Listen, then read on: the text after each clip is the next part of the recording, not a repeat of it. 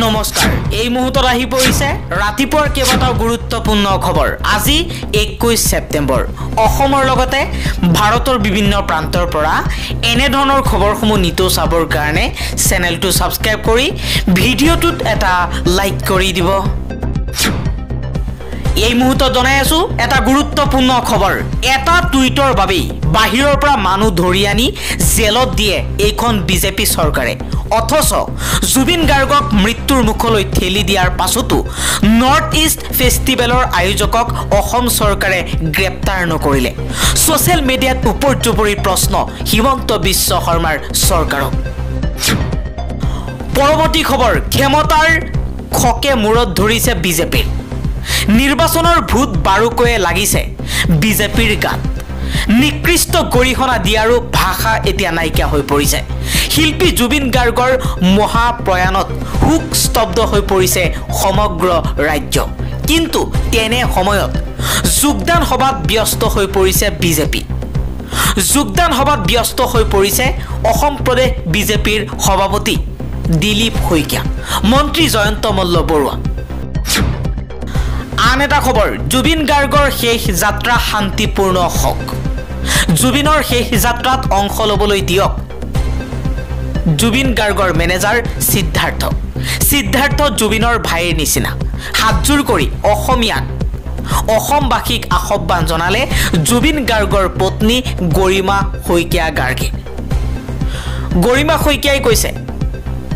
জুবিনৰ শেষ যাত্ৰাত শান্তিপূৰ্ণভাৱে একেলগে থাকিবলৈ দিয়ক সিদ্ধাৰ্থক সমগ্ৰ অসমত এতিয়া উত্তাল প্ৰতিবাদৰ সৃষ্টি হৈছে নৰ্থ ইষ্ট ফেষ্টিভেললৈ লৈ যোৱা যিসকল লোক আছিল সেই সকলোকে জগৰীয়া কৰিছে অসমবাসী ৰাইজে পৰৱৰ্তী খবৰ এদিন দুদিনৰ বাবে নহয় ভৱিষ্যতৰ বাবে জুবিনৰ শৰীৰ সংৰক্ষণ কৰিব লাগে চৰকাৰে জুবিন গাৰ্গৰ নশ্বৰ দেহ সংৰক্ষণ কৰাৰ দাবী বিধায়ক অখিল গগৈৰ পৰৱৰ্তী খবৰ মিছা কথাৰ মায়াজাল ৰচনা কৰি লাভ নাই আমাৰ অতি মৰমৰ শিল্পী জুবিন গাৰ্গৰ মৃত্যুৰ খবৰ অতি কমেও 8-9 ঘণ্টা লুকুৱাই ৰখা হৈছিল ছিংগাপুৰ জেনেৰেল হাস্পাতালত জুবিনৰ নিথৰ দেহ পৰি থকাৰ সময়ত নৰ্থ ইষ্ট ফেষ্টিভেলৰ আয়োজক শ্যামকানু মহন্তই বিজনেছ সামিট অনুষ্ঠিত কৰি আছিল অসমৰ সংবাদ মাধ্যমত খবৰ প্ৰকাশ পোৱাৰ পিছলৈকে চলি আছিল বিজনেছ সামিট জুবিন গাৰ্গক একাংশ নেতাই ব্যৱহাৰ কৰিছিল তাৰ ভিতৰত শ্যামকানু মহন্ত এজন পৰৱৰ্তী খবৰ যোৰহাটত নহয় গুৱাহাটীৰ সোণাপুৰত জুবিন গাৰ্গৰ অন্ত্যেষ্টিক্ৰিয়া সম্পূৰ্ণ হোৱাটো বিচাৰিছে পৰিয়ালে যোৰহাট জুবিন গাৰ্গৰ পিতৃৰ নিজা ঘৰ আছে কিন্তু গুৱাহাটীত থাকে জুবিন গাৰ্গৰ পৰিয়াল বৰ্তমান সময়ত জুবিন গাৰ্গৰ পিতৃ অসুস্থ হৈ পৰিছে পত্নী গৰিমা শইকীয়া গাৰ্গ অসুস্থ হৈ পৰিছে যাৰ বাবে যোৰহাটৰ পৰিৱৰ্তে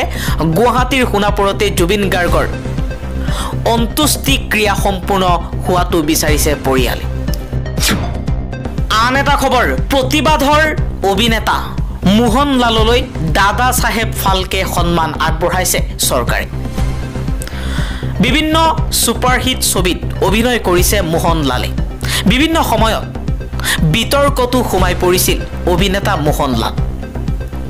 চৰকাৰে মোহনলালক দাদা চাহেব ফালকে বঁটাৰে সন্মানিত কৰিছে 2025 চনত পৰৱৰ্তী খবৰ কাকো খাতিৰ নকৰা মানুহজন গলগৈ জাতি ধৰ্ম ভগৱান নথকা মানুহজন হঠাৎ গলগৈ মানুহ বুলি কোৱা মানুহজনো গলগৈ তেওঁ নিস্বাৰ্থভাৱে সকলো মানুহকেই মৰম কৰিছিল তেওঁ সদায়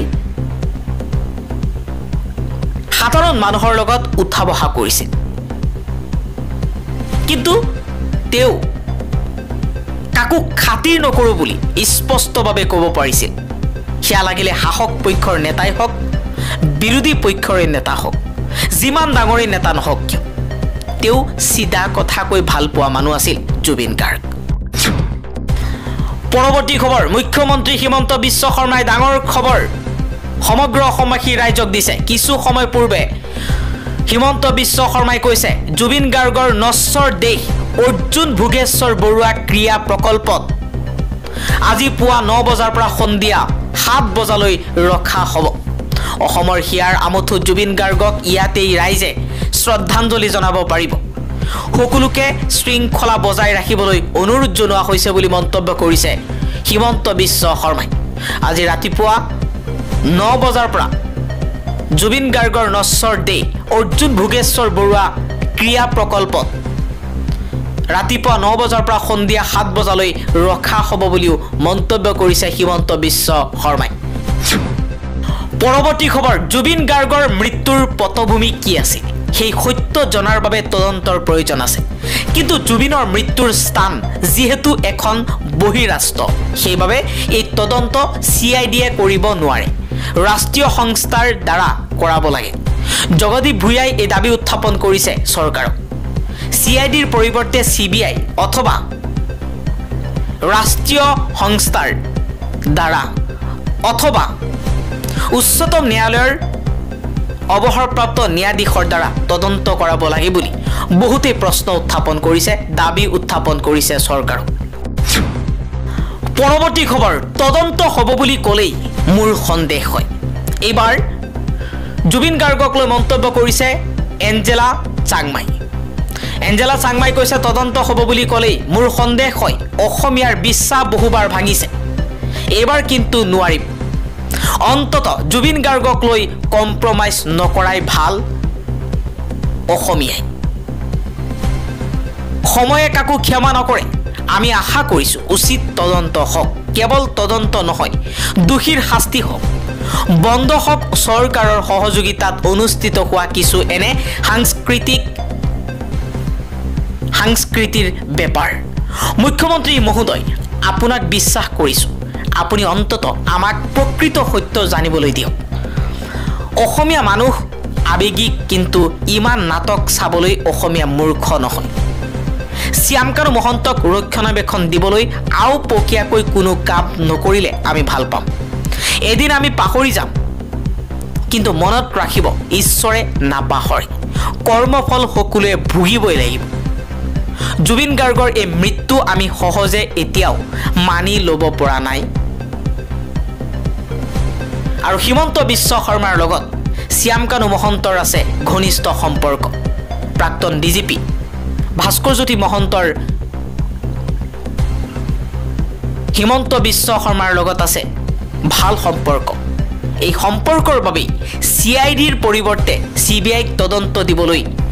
অখিল গগৈৰ লগতে বিভিন্ন দল সংগঠনৰ নেতাই দাবী উত্থাপন কৰিছে। CIDয়ে বহিৰাষ্ট্ৰৰ তদন্ত কৰাত সফল নহ'ব, যাৰ বাবে CBIৰ দ্বাৰা এই তদন্ত কৰাব লাগে বুলি দাবী উত্থাপন কৰিছে সমগ্ৰ অসমবাসীয়ে। পৰৱৰ্তী খবৰ, আন এটা দুখ খবৰ। উদামপুৰত সন্ত্ৰাসবাদীৰ গুলীত শ্বহীদ ভাৰতীয় সেনা জোৱান। অসমৰ আকাশ বঁটা জুবিন গাৰ্গৰ দুখত সেমিকি থকাৰ সময়তে আহিছে আন এটা দুখ খবৰ। জম্মু কাশ্মীৰৰ উধামপুৰ জিলাত নিৰাপত্তা বাহিনী আৰু সন্ত্ৰাসবাদীৰ মাজত সংঘৰ্ষত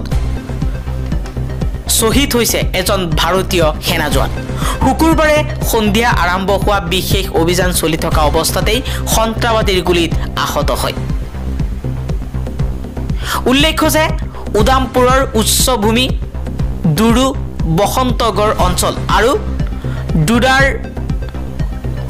বাদেৰবাখৰ সেউজ ধান বনাঞ্চলত সেনা আৰু জম্মু কাশ্মীৰ আৰক্ষীৰ বিশেষ অভিযান গ্ৰুপ SOGৰ যৌথ উদ্যোগত অভিযান চলি আছিল। সেই সময়তে আত্মগোপন কৰি থকা সন্ত্ৰাসবাদীয়ে হঠাৎ গুলীচালনা কৰে। গুলীত এজন সেনা জোৱান গুৰুতৰভাৱে আহত হয় আৰু পৰৱৰ্তী সময়ত সেনা জোৱান চিকিৎসালয়লৈ লৈ যোৱাৰ সময়তেই মৃত্যুবৰণ কৰে। পৰৱৰ্তী খবৰ, চৰকাৰে বৃক্ষ স্থানান্তৰৰ বাবে নিৰ্দেশনা জাৰিৰ প্ৰতিশ্ৰুতি দিয়াৰ পাছতেই ৰাজহুৱা স্বাৰ্থজড়িত আবেদন বন্ধ কৰিলে গুৱাহাটী উচ্চ ন্যায়ালয়ে। শেহতীয়াকৈ অসম চৰকাৰে গুৱাহাটী উচ্চ ন্যায়ালয়ত ভৱিষ্যতে গছ স্থানান্তৰ কৰাৰ বাবে এক বিস্তৃত